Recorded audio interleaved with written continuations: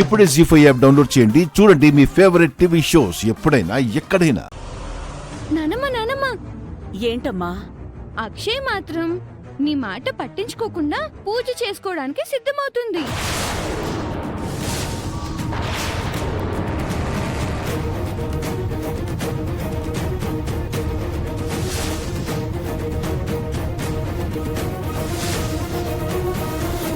అక్షయ,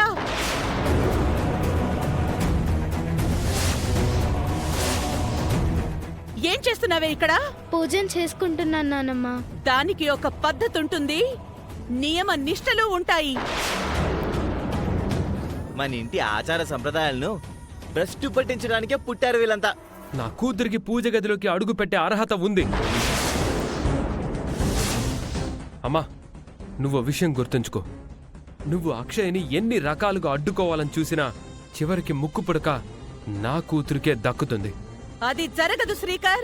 జరిగి తీరుతుందమ్మా. నా కంఠంలో ప్రాణ ఉండగా అది జరగనివ్వను.